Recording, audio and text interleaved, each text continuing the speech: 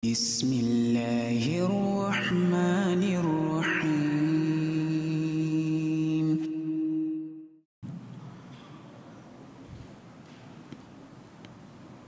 Bismillahirrahmanirrahim. Assalamualaikum warahmatullahi wabarakatuh.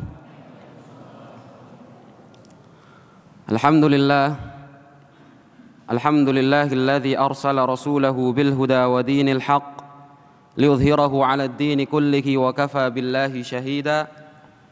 Ashhadu an la ilaha illallah wahdahu la syarika lahu iqraran bihi wa tauhida. Wa ashhadu anna nabiyyana Muhammadan 'abduhu wa rasuluhu sallallahu alaihi wasallam tasliman mazida. Ya ayyuhalladzina amanu taqullaha haqqa tuqatih wa la tamutunna illa wa antum muslimun. Amma ba'd, fa inna asdaqal hadithi kitabullah wa khairal hadi hadyun nabiyyi Muhammadin sallallahu alaihi wasallam wa syarral umuri muhdatsatuha fa inna kulla bid'atin dhalalah. Ma'asyiral muslimin wal muslimat rahimani Allah wa iyyakum. Alhamdulillah, pada malam hari ini kita bisa melanjutkan kembali kajian kita tentang As-Sirah An-Nabawiyah, sejarah kehidupan Nabi sallallahu alaihi wasallam. Pada pertemuan yang lalu kita telah membahas tentang pentingnya mempelajari As-Sirah An-Nabawiyah, pentingnya mempelajari sejarah kehidupan Nabi sallallahu alaihi wasallam. Selanjutnya kita juga telah membahas tentang usulul Arab, asal usul bangsa Arab. Asal usul bangsa Arab yang mana mereka bangsa Arab merupakan keturunan dari Nabi Ismail alaihi assalam. Ma'asyiral muslimin wal muslimat rahimani Allah wa iyyakum. Pada pertemuan kali ini insyaallah kita akan melanjutkan pembahasan kita pada nasab Nabi sallallahu alaihi wasallam. Nasab atau keluarga garis keturunan Nabi sallallahu alaihi wasallam. Akan tetapi sebelum masuk kepada nasab beliau, saya ingin menyebutkan salah satu pembahasan yang cukup penting, namun akan saya sebutkan dengan singkat saja, tentang keutamaan risalah Nabi Muhammad sallallahu alaihi wasallam dan juga keutamaan umat yang terakhir Allah Subhanahu wa taala jadikan umat Nabi sallallahu alaihi wasallam. Salah satu keutamaan risalah Nabi sallallahu alaihi wasallam adalah bahwa risalah Nabi sallallahu alaihi wasallam itu risalah ammah li jami'il bashar atau li jami'its tsaqalain. Risalah yang menyeluruh kepada seluruh umat manusia, bahkan jami'its tsaqalain, jin maupun manusia. Berbeda dengan risalah umat-umat sebelum Nabi sallallahu alaihi wasallam atau nabi-nabi sebelum Nabi sallallahu alaihi wasallam, yang mana risalah nabi-nabi sebelum beliau sallallahu alaihi wasallam itu khusus bagi kaum mereka saja. Khusus bagi mereka saja. Nabi sallallahu alaihi wasallam mengatakan dalam sebuah hadis ketika beliau menyebutkan salah satu keutamaan umat ini atas umat lain, kata beliau sallallahu alaihi wasallam, wa kana al-anbiya'u yub'atsuna ila qaumihim 'ammah wa bu'itstu ilan nasi kaffah. Dahulu para nabi-nabi dahulu sebelumku, kata beliau sallallahu alaihi wasallam, mereka diutus hanya kepada kaum mereka saja. Nabi Syuaib dikirim untuk kaum Madian, Nabi Saleh kepada kaum Thamud, Nabi Hud kepada kaum Ad, dan lain sebagainya. Setiap nabi mereka diutus kepada kaumnya masing-masing. Akan tetapi Nabi Muhammad sallallahu alaihi wasallam beliau diutus kepada seluruh manusia. Padahal kalau Allah Subhanahu wa taala mau, kalau Allah Subhanahu wa taala berkehendak, Allah bisa saja menjadikan Nabi Muhammad diutus kepada kaum tertentu dan mengutus nabi yang lain. Tapi salah satu keutamaan dari risalah Nabi Shallallahu Alaihi Wasallam bahwa risalah ini ammah, menyeluruh seluruh umat manusia, bahkan jin dan manusia. Allah Subhanahu wa taala mengatakan, walau syi'na la ba'atsna fi kulli qaryatin nadhira.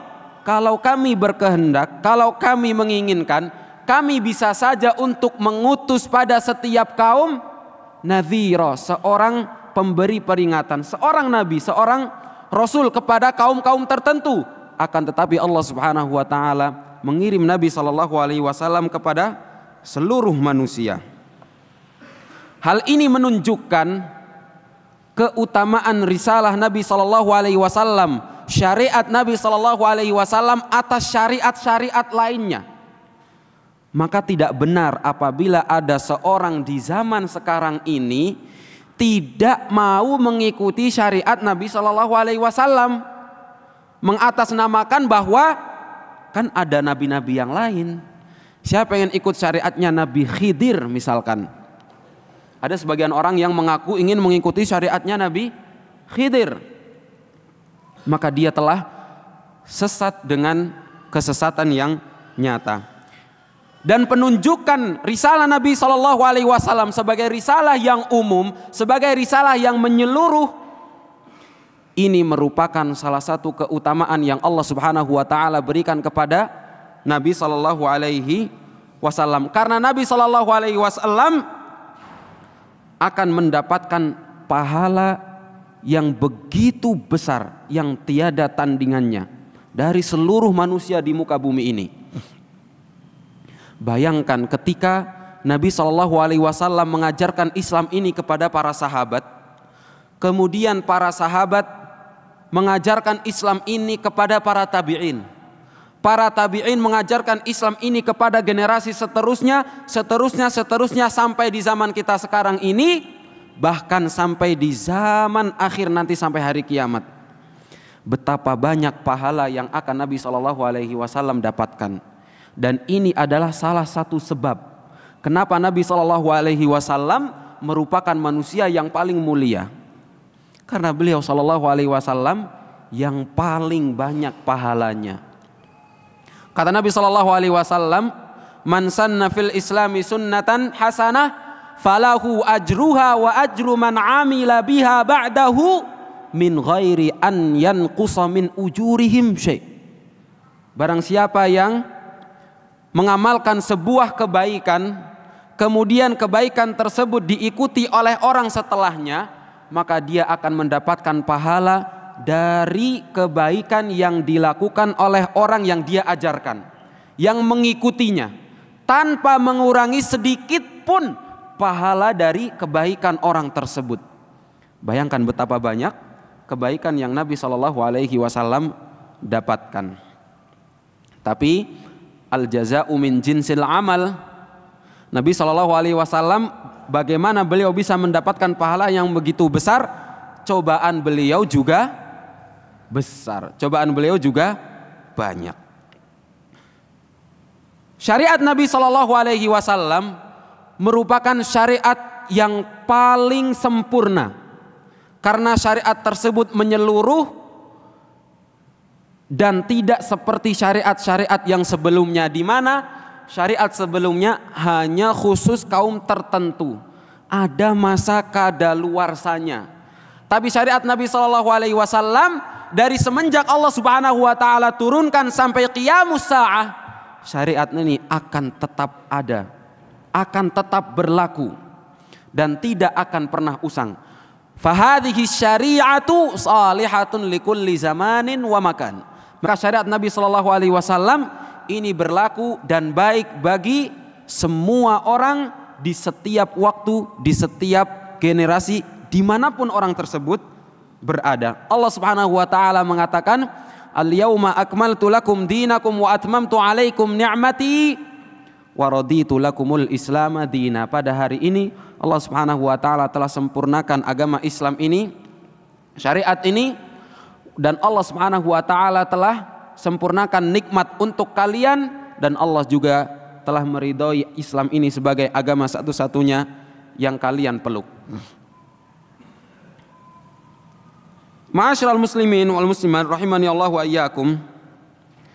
Kemudian keutamaan umat Nabi sallallahu alaihi wasallam sebagai umat yang terakhir, sebagai umat yang Allah Subhanahu wa taala pilih untuk memeluk syariat Nabi sallallahu alaihi wasallam.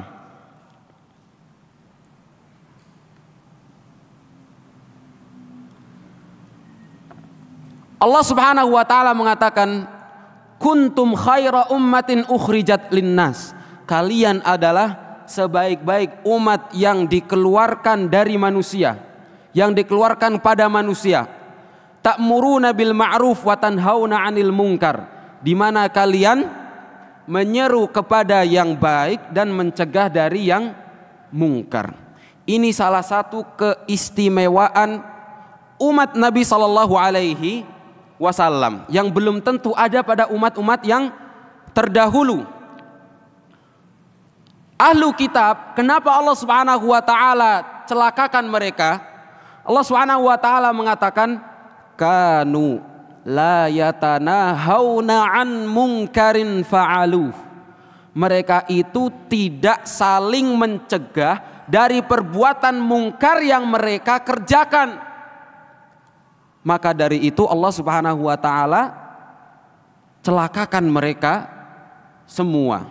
Akan tetapi pada umat ini Allah senantiasa jadikan di antara umat ini ada orang-orang yang senantiasa berpegang teguh dengan kebenaran, menyeru kepada yang ma'ruf, mencegah dari yang mungkar. Nabi sallallahu alaihi wasallam mengatakan, la tazalu ta'ifatun min ummati qa'imatan 'alal haq. Akan senantiasa ada dari umatku ta'ifah, sekelompok kaum, sekelompok golongan yang mereka qaimah 'alal haq, senantiasa menegakkan kebenaran. Hatta ya'tiya wa'dullah wa hum 'ala dzalik, sampai datang janji Allah Subhanahu wa taala kelak pada hari kiamat, dan mereka akan senantiasa ada. Ini kekhususan umat ini. Memang tidak ada kenabian setelah Nabi Muhammad sallallahu alaihi wasallam, akan tetapi Allah Subhanahu wa taala senantiasa menjadikan di antara umat ini orang-orang yang akan selalu menolong agamanya. Dan Allah Subhanahu wa taala pun telah menjaga agama ini dengan menjaga kitabnya. Allah Subhanahu wa taala mengatakan, inna nahnu nazzalna dzikra wa inna lahu lahafizun. Sesungguhnya kamilah yang menurunkan az-dzikra, Al-Quran ini. Sebagian ulama tafsir mengatakan yang dimaksud dengan az-dzikra adalah Al-Quran was sunnah. Wa inna lahu lahafizun, dan sesungguhnya kamilah yang akan menjaganya. Maka dengan terputusnya kenabian bukan berarti kebenaran juga terputus. Dengan terputusnya wahyu dari langit bukan berarti terputus pula kebenaran, terputus pula dakwah. Akan tetapi dakwah akan senantiasa ada, dan orang-orang yang menegakkan dakwah untuk menjaga agama ini Allah Subhanahu wa taala telah siapkan. Dan beruntunglah mereka, orang-orang yang Allah Subhanahu wa taala pilih tersebut. Dan kita sebagai umat Nabi sallallahu alaihi wasallam hendaknya kita berbangga dengan agama yang dibawa oleh Nabi sallallahu alaihi wasallam ini. Bukan malah berbangga dengan agama lain, agama nabi-nabi terdahulu, dengan dalil bahwa ini kan agama juga datang dari langit. Yahud misalkan, Nasrani misalkan, ini juga agama yang dibawa oleh Nabi, diajarkan oleh Allah kepada Nabi, kepada manusia. Berarti semua agama itu benar, walayadzubillah. La kalla abadan. Tidak ada agama yang benar, tidak ada agama yang Allah Subhanahu wa taala ridhoi kecuali agama Islam.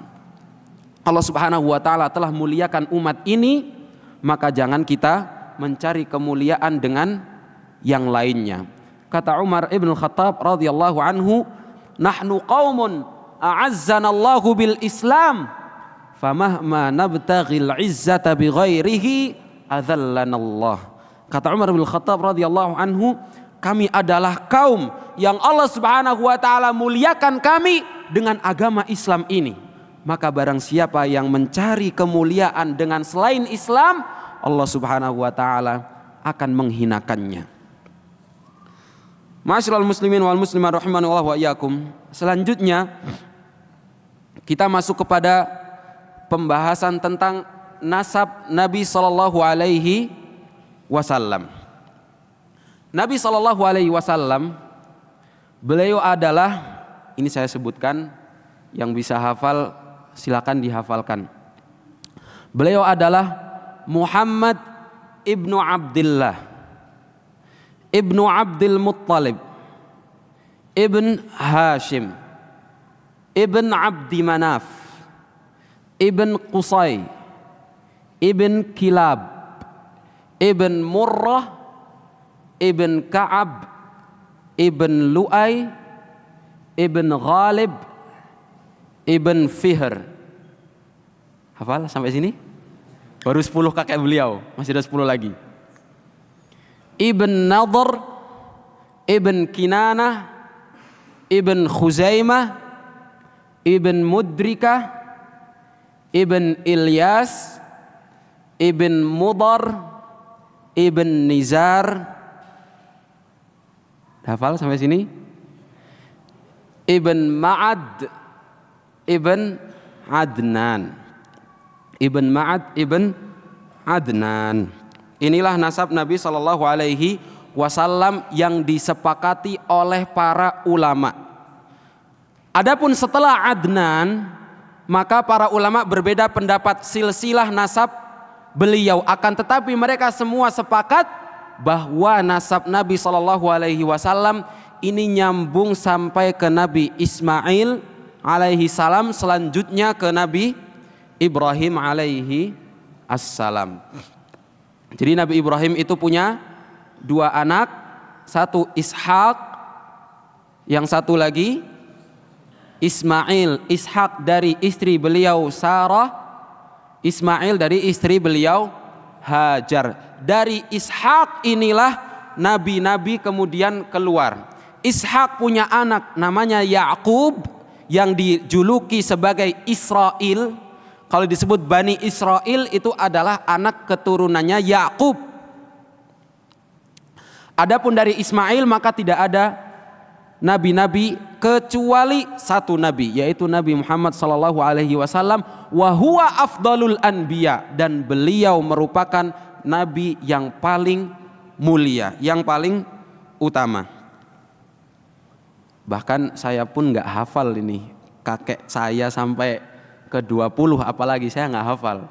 Tapi saya menghafalkan kakek Nabi Shallallahu Alaihi Wasallam karena ini merupakan bagian dari agama. Kita menghafalkan nasab Nabi Shallallahu Alaihi Wasallam seperti yang dijelaskan kemarin bahwa ketika kita mengenal Nabi Shallallahu Alaihi Wasallam lebih dekat, maka kita akan lebih mencintai beliau Shallallahu Alaihi Wasallam, dan kita akan berlandaskan dalam kecintaan kita kepada Nabi Shallallahu Alaihi Wasallam pada ilmu, bukan hanya sekedar atifiyah, perasaan semata.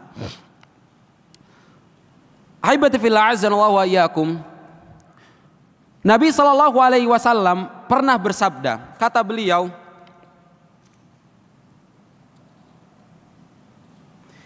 Innallaha istafa bani Kinanah min waladi Ismail.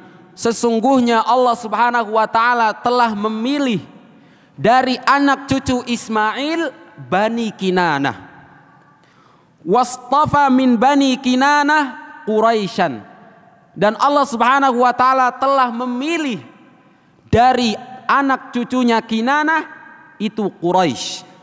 Wastafa min Quraisyin Bani Hashim. Dan Allah telah memilih dari Quraisy Bani Hashim. Wastafani min Bani Hashim. dan Allah Subhanahu wa taala telah memilih aku dari Bani Hashim, dari seluruh Bani Hashim. Ini menunjukkan kemuliaan nasab beliau sallallahu alaihi wasallam. Dan begitulah para nabi-nabi terdahulu. Nabi-nabi terdahulu Allah Subhanahu wa taala keluarkan beliau nabi dari kaum yang mulia, dari kaum yang memiliki garis keturunan yang mulia. Allah Subhanahu wa taala menceritakan tentang kaum Nabi Syuaib. Allah Subhanahu wa taala mengatakan, qalu, mereka kaum Nabi Syuaib, Madian, mereka mengatakan, ya Syuaib, ma nafqahu katsiran mimma taqul. Kami tidak paham apa yang engkau katakan. Karena Nabi Syuaib menyerukan Madian untuk mengesahkan Allah Subhanahu wa taala. Maka sebagai bentuk penolakan, Madian mengejek Nabi Syuaib, mengatakan, ya Syuaib, ma nafqahu katsiran mimma taqul. Kami tuh nggak paham kamu tuh ngomong apa. Wa inna lanaraka fina dha'ifa, dan kami melihat engkau itu orang yang lemah di kalangan kami. Walau la rahtuk la rajamnak. Kalaulah bukan karena keluargamu, nasabmu, kerabatmu, la rajamnak, niscaya kami sudah merajammu, melemparimu dengan batu. Jadi Nabi Syuaib ini dari kalangan yang mulia, yang memiliki nasab. Dan begitulah para nabi-nabi terdahulu yang lainnya. Allah Subhanahu wa taala mengatakan tentang Lut. Kata Allah Subhanahu wa taala,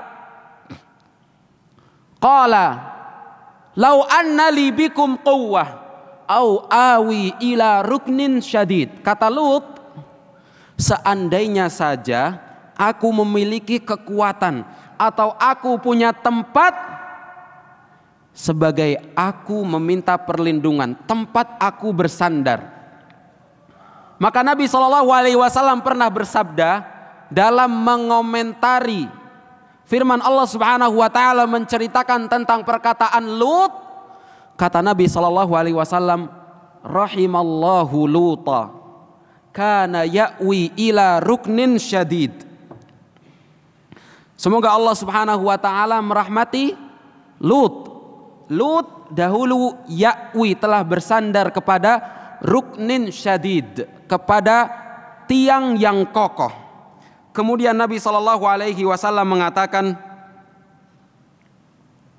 wa ma ba'atsallahu ba'dahu nabiyyan illa wa huwa fi tharwatin min qaumih. Setelah Lut, Allah Subhanahu wa taala tidak mengutus seorang nabi pun kecuali Allah jadikan nabi tersebut pada puncak kemuliaan kaumnya.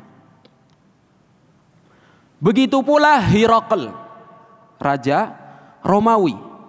Ketika Abu Sufyan safar ke Syam, kemudian dipanggil oleh Hirakl ke istananya. Hirakl bertanya kepada Abu Sufyan karena Hirakl mendengar telah muncul seorang nabi di daratan Jazirah Arab. Hirakl bertanya kepada Abu Sufyan, kaifa nasabuhu fikum? Bagaimana nasab nabi tersebut dalam kalian, di kalangan kalian? Bagaimana nasab Nabi Muhammad SAW? Maka Abu Sufyan pun menjawab, huwa fina dzu nasab. Nabi tersebut di kalangan kami memiliki nasab yang mulia, memiliki nasab yang tinggi. Maka kemudian Hirakl mengomentari perkataan Abu Sufyan. Kata Hirakl, wa kadzalika rusul bu'itsu ila aqwamihim wa hum dzu nasabin fiha. Begitu pula nabi-nabi, menunjukkan salah satu tanda kenabian adalah beliau diutus pada sebuah kaum dan beliau merupakan orang yang memiliki nasab yang mulia pada kalangan kaum tersebut. Ibn Khaldun rahimahullah pernah mengatakan dalam alamatun nubuwah, di antara tanda-tanda kenabian, beliau mengatakan wa min alamatihim, dan di antara tanda-tanda para nabi, an yakunu dhawi ahsabin fi qaumihim, mereka memiliki nasab yang mulia pada kaumnya. Dan Nabi SAW itu memiliki nasab yang paling mulia di seluruh jazirah Arab.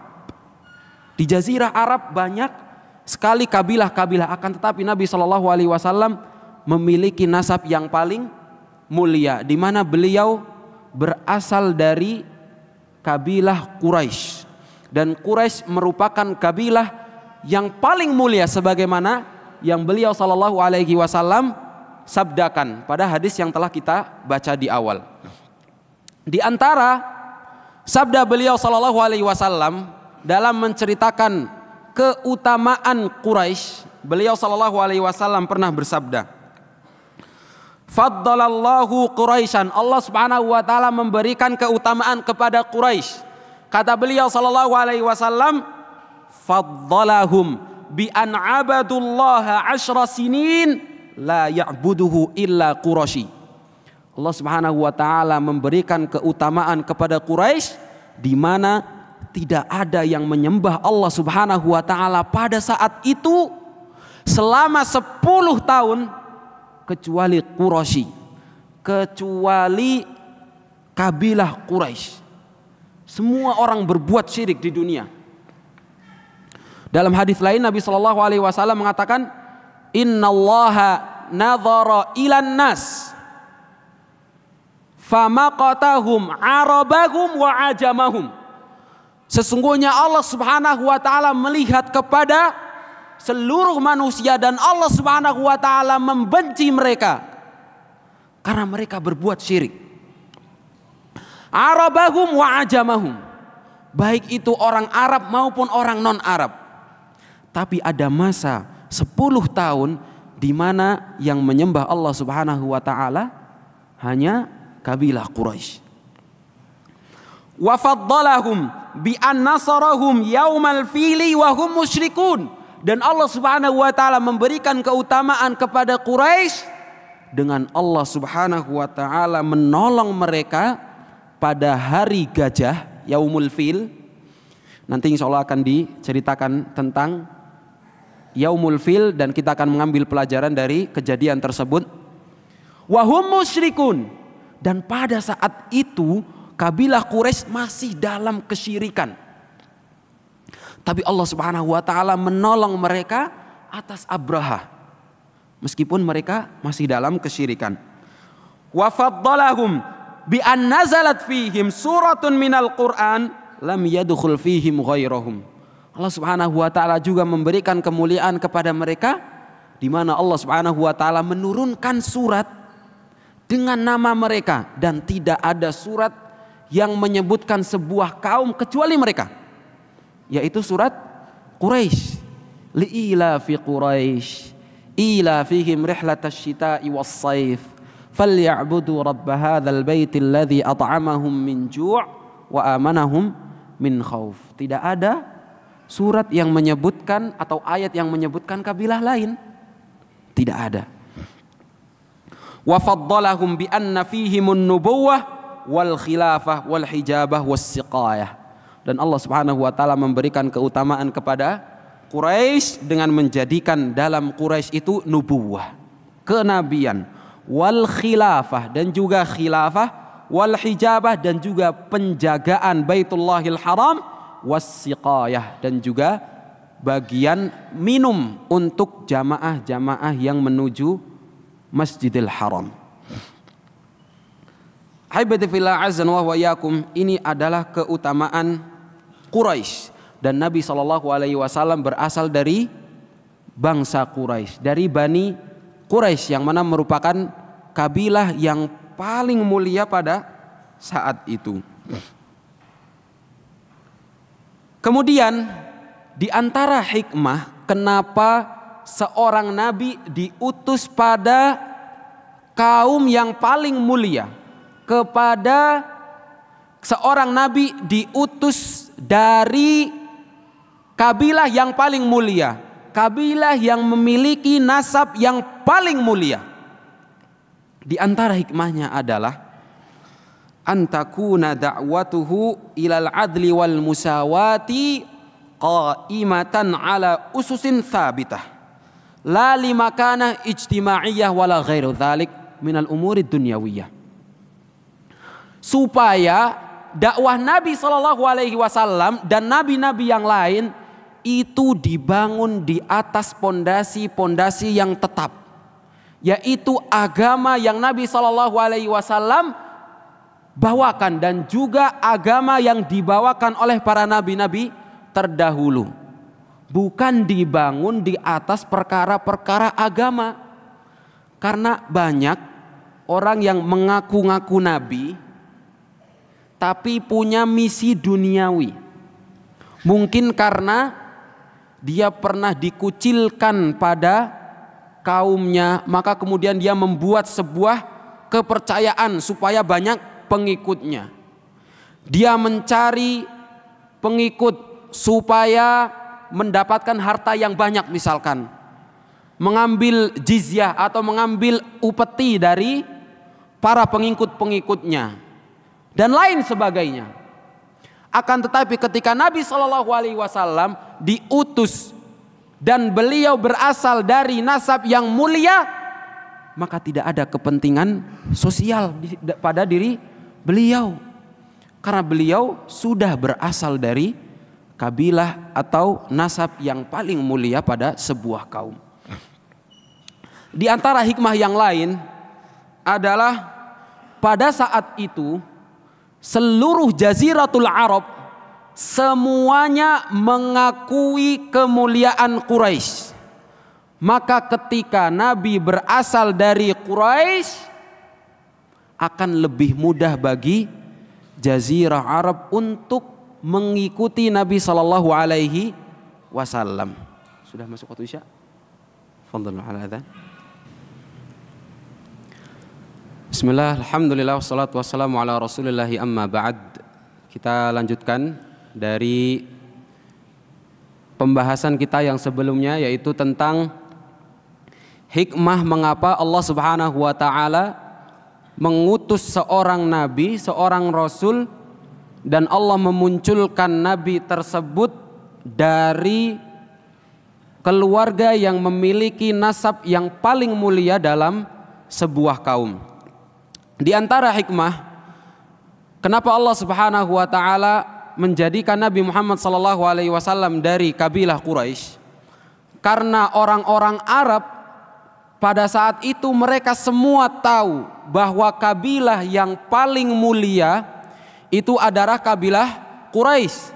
Maka ketika muncul seorang Nabi SAW, muncul seorang Nabi dari kabilah tersebut, hal itu akan lebih mudah bagi mereka untuk mengikuti Nabi SAW. Kakek beliau Qusay, yang nama aslinya adalah Al-Mughirah, beliau adalah orang yang jama'a Quraisyan wasta'ada sultataha 'alal haram, orang yang berhasil mengumpulkan kembali orang-orang Quraisy dan mengembalikan kejayaan Bani Quraisy dalam wilayah Al-Haram, yaitu Mekkah Al-Mukarramah. Kakek beliau juga yang bernama Hashim adalah orang yang mulia juga. Orang-orang tahu siapa itu Hashim. Hashim adalah orang yang pertama kali Yahshimus Sarid, makanya disebut Hashim, padahal nama beliau aslinya adalah Amr. Tapi beliau adalah orang yang pertama kali membuatkan bubur makanan untuk para jamaah-jamaah haji di Baitullah Al-Haram. Kemudian kakek beliau juga Abdul Muttalib. Orang-orang semua tahu keutamaan Abdul Muttalib. Beliau nama aslinya adalah Syaibatul Hamad, dan beliau adalah orang yang menemukan sungai atau sumur Zam-Zam, yang berhasil menemukan sumur Zam-Zam setelah lama tertimbun. Setelah lama tertimbun ditemukan kembali oleh Abdul Muthalib. Jadi semua orang di Jazirah Arab pada saat itu mengetahui kemuliaan keluarga Nabi Muhammad SAW. Maka tidak ada alasan bagi mereka untuk tidak mengikuti Nabi SAW. Wong beliau sudah berasal dari keluarga yang paling mulia saja, orang-orang kafir Quraisy masih mengatakan, kata Allah Subhanahu wa taala menceritakan tentang Quraisy, wa qalu laula nuzzila hadzal qur'anu ala rajulin minal qaryataini azim. Mereka orang-orang kafir Quraisy mengatakan, seandainya saja Al-Quran ini diturunkan kepada orang agung dari qaryatain, dari dua penduduk kampung, dari dua kabilah, yaitu kabilah Thaqif pada saat itu di Taif dan juga Quraisy di Mekah. Kalaulah Al-Quran ini diturunkan kepada orang yang agung sebagai pengingkaran mereka terhadap Nabi Muhammad sallallahu alaihi wasallam. Bahkan di antara orang kafir Quraisy ada yang mengatakan, ib'ats lana Qusayyan, utuslah kepada kami Qusay, yaitu kakek Nabi sallallahu alaihi wasallam. Karena Qusay inilah yang berhasil mengumpulkan kabilah Quraisy dan kemudian mengembalikan kejayaannya atas wilayah tanah haram. Maka ketika Allah Subhanahu wa taala mengutus nabi yang berasal dari keluarga yang memiliki nasab yang mulia, itu akan memudahkan orang-orang dalam mengikuti ajaran yang beliau bawa. Kemudian faedah yang ketiga adalah al-himayatu wan nusrah, yaitu pembelaan kepada Nabi Sallallahu Alaihi Wasallam. Ketika seorang nabi berasal dari keluarga yang mulia, maka akan dibela nabi tersebut meskipun keluarganya tidak mengikuti ajarannya. Seperti yang terjadi pada Nabi Sallallahu Alaihi Wasallam, yang mana paman beliau sendiri Abu Thalib enggan mengikuti ajaran Nabi Sallallahu Alaihi Wasallam sampai pada akhir hayat beliau. Meskipun begitu, lihatlah bagaimana pengorbanan Abu Thalib melindungi Nabi Muhammad Sallallahu Alaihi Wasallam, keponakannya. Kemudian lihatlah kabilah Quraisy, keluarga Bani Hashim. Ketika keluarga Bani Hashim disebabkan oleh Nabi Shallallahu Alaihi Wasallam dan juga pengikutnya, mereka semua diboikot oleh kabilah-kabilah Arab pada waktu itu. Mereka mengadakan perjanjian yang ditulis pada As-Sahifatul Zalimah, pada sebuah selembaran. Pada intinya mereka semua memboikot Bani Hashim, tidak memberikan makan. Kalau berjualan ke seorang dari Bani Hashim, tinggikan harganya berkali lipat sampai Bani Hashim menderita. Meskipun begitu, mereka tetap membela Muhammad, meskipun bukan karena ajarannya, akan tetapi karena mereka dari keluarganya. Maka Nabi Shallallahu Alaihi Wasallam pun mendapatkan dukungan dari keluarganya. Bahkan paman beliau Hamzah bin Abdul Muthalib, salah satu sebab kenapa beliau masuk Islam adalah karena beliau ingin melindungi keponakannya. Hamzah itu paman Nabi Shallallahu Alaihi Wasallam. Maka Nabi Shallallahu Alaihi Wasallam berasal dari kabilah yang mulia, dan fi'lan beliau Nabi Shallallahu Alaihi Wasallam merupakan orang yang paling mulia. Haibati fillah azanallahu wa iyyakum. Selanjutnya kita masuk kepada nama Nabi Sallallahu Alaihi Wasallam. Beliau Sallallahu Alaihi Wasallam memiliki beberapa nama. Di antara nama yang paling masyhur adalah Muhammad. yaitu nama yang diberikan oleh kakek beliau sendiri, yaitu Abdul Muttalib, dan nama inilah yang disebutkan oleh Allah Subhanahu wa taala dalam surat Al-Fath. Allah Subhanahu wa taala dalam surat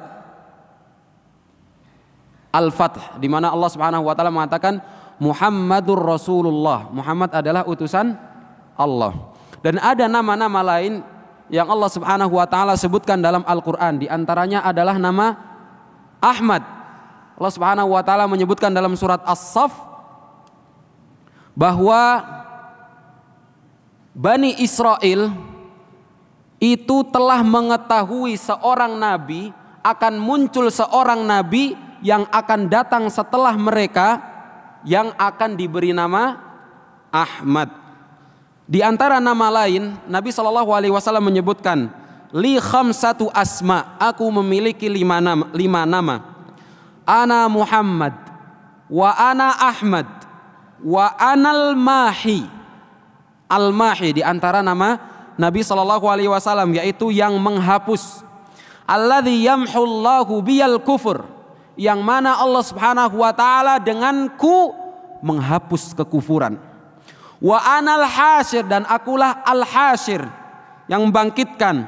Alladzi yuhsyarun nasu ala qadami, yang mana orang-orang kelak pada hari kiamat akan dibangkitkan setelah beliau sallallahu alaihi wasallam, karena beliau adalah yang pertama kali akan Allah Subhanahu wa taala bangkitkan. Wa anal aqib wal aqib alladzi laisa ba'dahu nabi, dan ana, kata Nabi SAW, adalah al-aqib, yang terakhir, yang mana tidak ada nabi setelah beliau sallallahu alaihi wasallam. Dan ada yang di antara ulama yang menyebutkan nama-nama beliau sallallahu alaihi wasallam yang lainnya. Di antaranya ada Nabiyur Rahmah, Nabiyut Taubah, dan lain sebagainya. Adapun kunyah beliau, maka beliau adalah Abul Qasim, dan Al-Qasim ini adalah anak laki-laki beliau, karena Nabi SAW memiliki dua putra, yaitu Al-Qasim dan juga Ibrahim, dan keduanya meninggal saat mereka berdua masih kecil. Tidak ada yang memiliki keturunan dari jalan anak laki-laki Nabi Muhammad SAW. Maka tidak benar ketika ada seorang yang mengaku bahwa dia keturunan Nabi SAW dan mengaku ismah, mengaku bahwa dia selamat dari perbuatan salah, selamat dari kesalahan dan juga dosa, sebagaimana Nabi Muhammad SAW. Ahibati fillah, azanallahu wa iyyakum. Nasab Nabi SAW adalah nasab yang paling mulia. Meskipun begitu, Allah Subhanahu wa taala tidak menjadikan Nabi Muhammad SAW itu orang yang paling mulia, atau bahkan manusia yang paling mulia disebabkan nasab beliau. Kalla. Akan tetapi Allah Subhanahu wa taala menjadikan beliau manusia yang paling mulia karena ketakwaan beliau sallallahu alaihi wasallam. Nabi sallallahu alaihi wasallam mengatakan, "Amma ana fa'alamukum billah wa atqakum lahu." Adapun aku, kata beliau sallallahu alaihi wasallam, aku adalah orang yang paling mengenal Allah, dan aku adalah orang yang paling bertakwa kepada Allah Subhanahu wa taala. Al-Mughirah bin Syu'bah, salah satu sahabat Nabi sallallahu alaihi wasallam, pernah bertanya kepada beliau, "Ya Rasulullah, man afdalun nas?" Siapa manusia yang paling mulia? Kata beliau sallallahu alaihi wasallam, atqahum, orang yang paling bertakwa. Kemudian Al-Mughirah mengatakan, laisa an hadza nas'aluk, aku tidak bertanya kepada engkau tentang hal ini, karena itu sudah maklum.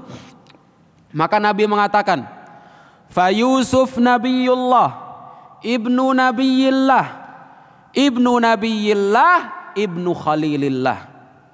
Maka Yusuf itu adalah Nabi Allah Subhanahu wa taala, ibnu nabiyillah, yaitu Yusuf ibn Ya'qub, ibnu Nabiyillah, yaitu Yaqub ibn Ishaq, ibnu Khalilillah, anaknya kekasih Allah yaitu Ibrahim alaihissalam. Maka kalau ada seorang yang ingin membanggakan nasabnya, yang paling berhak untuk membanggakan nasabnya adalah Yusuf. Tapi Allah Subhanahu wa taala tidak menjadikan Yusuf sebagai orang yang paling mulia. Allah Subhanahu wa taala menjadikan yang paling mulia adalah Nabi Muhammad sallallahu alaihi wasallam. Kemudian dalam hadis tersebut Al-Mughirah bin Syu'bah kembali bertanya, "Laisa an hadza nas'aluk." Aku tidak bertanya kepada engkau tentang hal ini.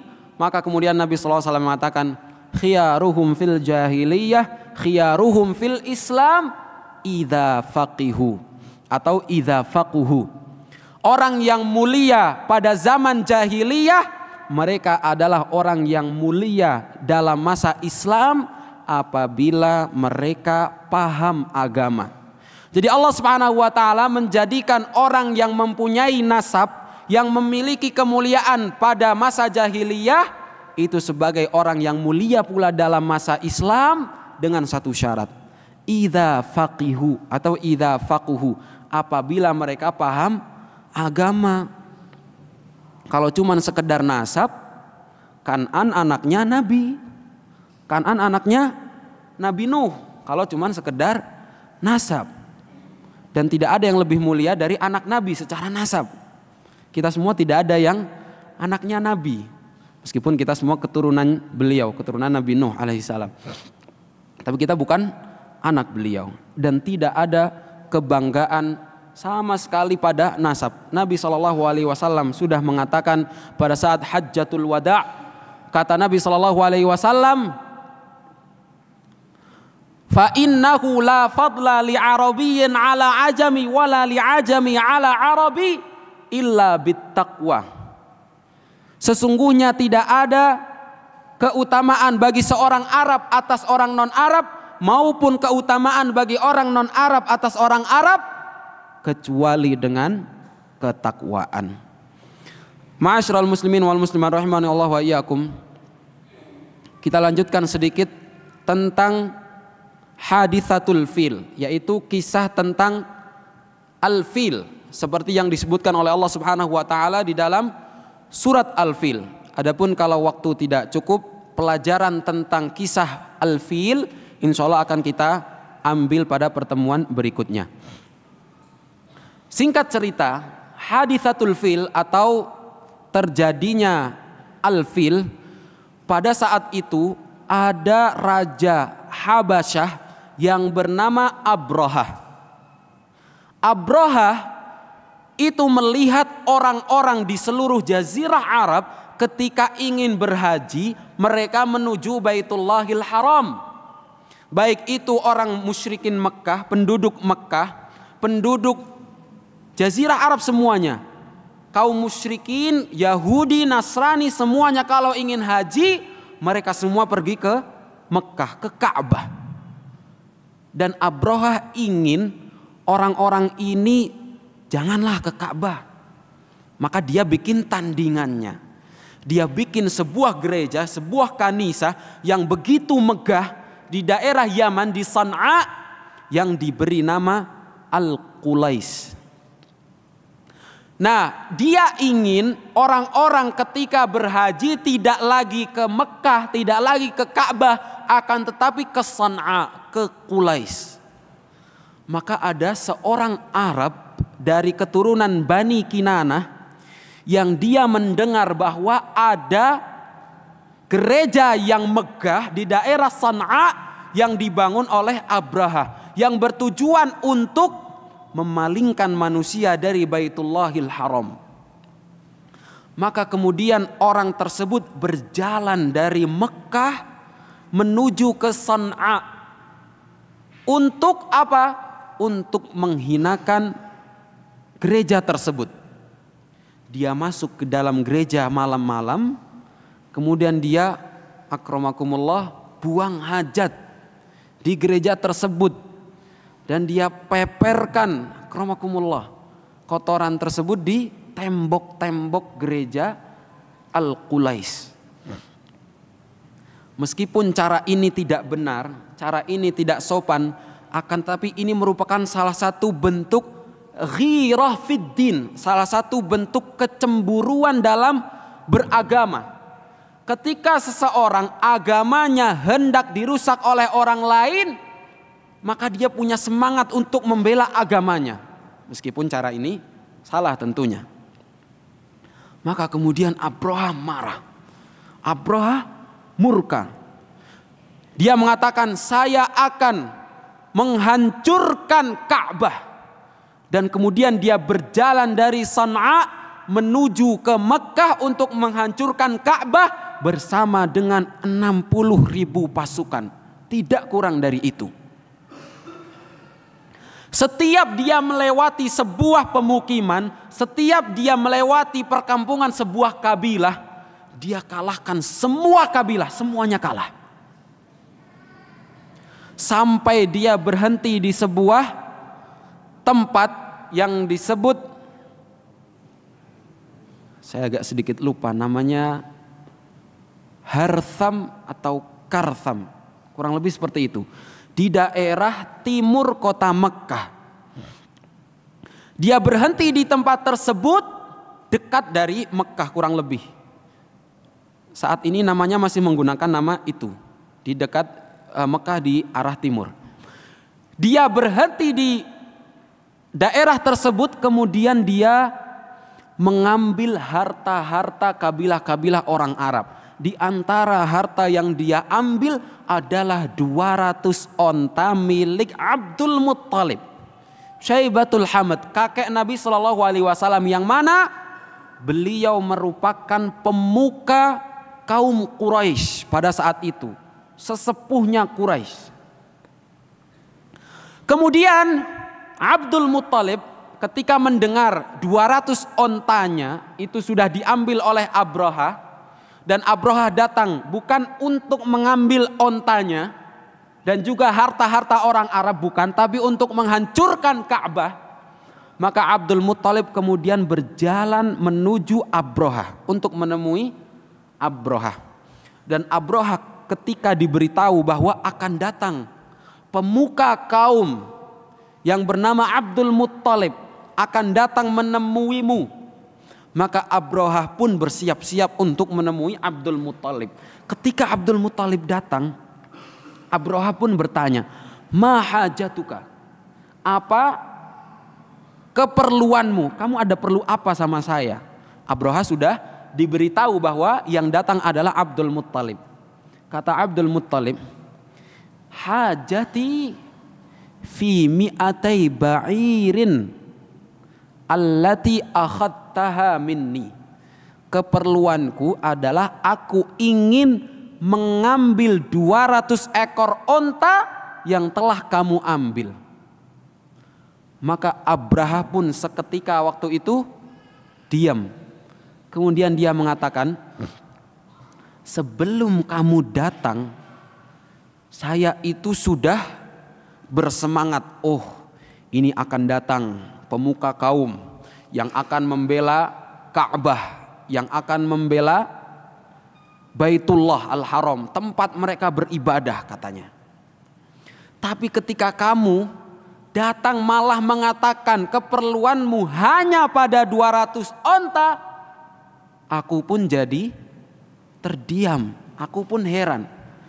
Kenapa kamu tidak menanyakan sama sekali tentang Baitullah yang aku datang untuk bertujuan menghancurkan rumah Allah tersebut? Maka kata Abdul Muttalib, "Amma ana fa ana rabbul ba'ir wa ammal bait fa inna lahu rabban sayamna'uhu wa yahmihi." Aku itu hanya tuan onta, aku hanya punya onta, aku cuman bisa meminta ontaku kembali. Adapun rumah Allah, adapun rumah tersebut Al-Ka'bah, fa inna lahu rabban sayamna'uhu wa yahmi, maka rumah tersebut memiliki tuan yang lain yang akan mencegahnya dari kehancuran, yang akan melindunginya. Mungkin sebagian orang akan mengatakan bahwa perkataan Abdul Muttalib ini menunjukkan Abdul Muttalib ini tidak perhatian terhadap Ka'bah. Kepentingannya adalah harta. Padahal bukan. Maksud dari Abdul Muttalib bukan untuk kepentingan 200 ontanya, tapi dia ingin mengancam Abrahah bahwa apabila kamu hendak menghancurkan Ka'bah, maka yang kamu perangi itu bukan saya. Yang kamu perangi itu bukan Al-Arab, bukan bangsa Arab, bukan Quraisy, bukan Bani Kinanah, bukan Bani Hashim, bukan yang lain. Tapi yang kamu perangi adalah Allah Subhanahu wa taala. Dan Allah Subhanahu wa taala pasti akan menjaga rumahnya. Dan sudah kita sebutkan di awal bahwa di antara keutamaan Quraisy adalah Allah Subhanahu wa taala memenangkan Quraisy dengan menjaga Baitullahil Haram dari Abrahah, padahal mereka masih di atas kesyirikan. Setelah itu Abrahah pun mengembalikan 200 onta milik Abdul Muttalib, dan Abdul Muttalib pun pulang. Dan Abdul Muttalib menempelkan jasadnya kepada Ka'bah dan berdoa kepada Allah Subhanahu wa taala untuk menjaga Ka'bah.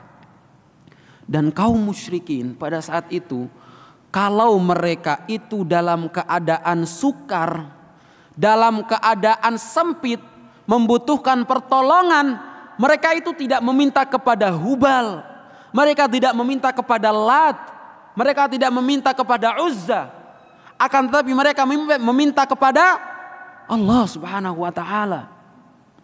Tapi ketika mereka dalam keadaan lapang, mereka kembali kepada kesyirikannya. Allah Subhanahu wa taala mengatakan, fa idza raqibu fil fulk da'awullaha mukhlishina lahuddin.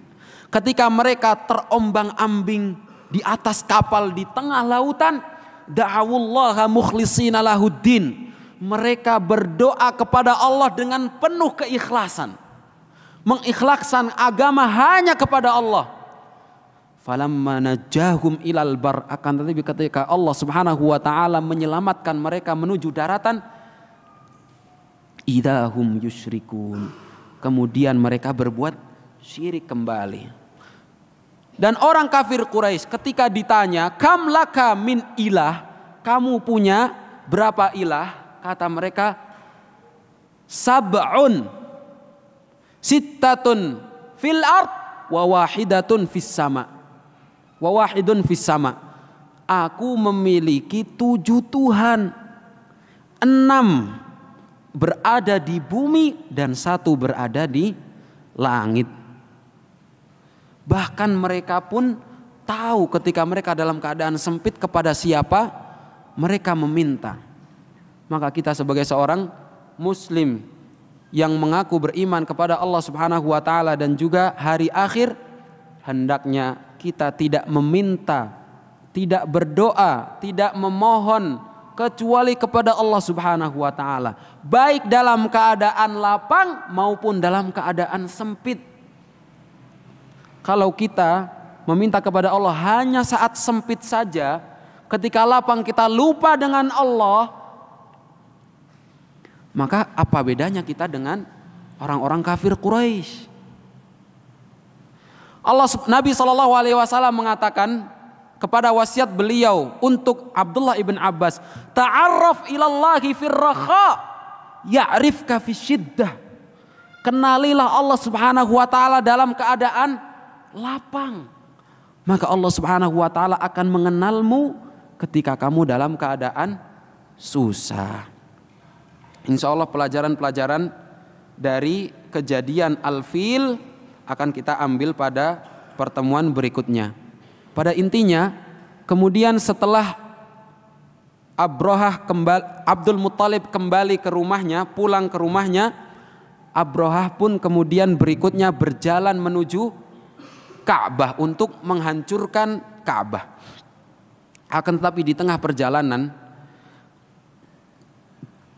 Al-Fil, gajah-gajah yang dibawa oleh Abrahah itu enggan berjalan ketika ditujukan ke arah Ka'bah, ke arah Baitullahil Haram. Tapi ketika dipalingkan ke arah yang lain, gajah itu pun mau untuk berjalan. Di antara gajah itu ada gajah yang besar yang bernama Mahmud. Ketika disuruh untuk berjalan, dia enggan untuk berjalan, dia berhenti. Dia mengeram, dia duduk. Tapi ketika diarahkan ke selain Baitullah, maka kemudian dia berjalan kembali. Dan ketika Abrahah berjalan menuju ke Ka'bah, ketika Abrahah mendekati Ka'bah, Allah Subhanahu wa taala pun mengirimkan burung-burung yang membawa batu-batu dari neraka, kemudian dijatuhkan batu-batu tersebut kepada Abrahah dan juga pasukannya, sehingga Abrahah pun dan juga pasukannya binasa. Allah Subhanahu wa taala berfirman, Alam tara kaifa fa'ala rabbuka bi ashabil fil. Tahukah engkau bagaimana Rabbmu Allah Subhanahu wa taala perlakukan ashabil fil, para orang-orang yang bergajah. Alam yaj'al kaidahum fi tadlil. Bukankah Allah Subhanahu wa taala, tidakkah Allah Subhanahu wa taala menjadikan makar mereka pada kerugian? Tidak ada kejayaan yang mereka dapati. Mereka hanya mendapatkan kerugian, kebinasaan dari makar yang mereka perbuat. Wa arsala alaihim tayran ababil. Dan Allah Subhanahu wa taala Allah kirimkan kepada mereka burung-burung ababil, yang mana burung-burung tersebut tarmihim bihijaratin min sijil, melempari mereka semua dengan batu dari sijil, faja'alahum ka'asfim ma'kul. Maka Allah Subhanahu wa taala jadikan mereka seperti dedaunan yang dimakan oleh ulat, dedaunan yang terkikis karena termakan ulat. Allah Subhanahu wa taala hancurkan Abrahah dan juga bala tentaranya. Mungkin cukup sampai di sini terlebih dahulu yang bisa kita pelajari pada malam hari ini. Insya Allah pada pertemuan berikutnya kita akan lanjutkan pada pelajaran-pelajaran dari kisah Ashabil Fil. Demikian, semoga bermanfaat bagi kita semuanya. Allahumma alimna ma yanfa'una wanfa'na bima 'allamtana wa zidna ilman nafi'an wa 'amalan salihan mutaqabbala. Aqulu qawli hadza wa akhiru da'wana alhamdulillahi rabbil alamin. Sallallahu wasallam barak ala nabiyyina Muhammad wa ala alihi wa sahabatihi ajma'in. Tsumma assalamu alaikum warahmatullahi wabarakatuh.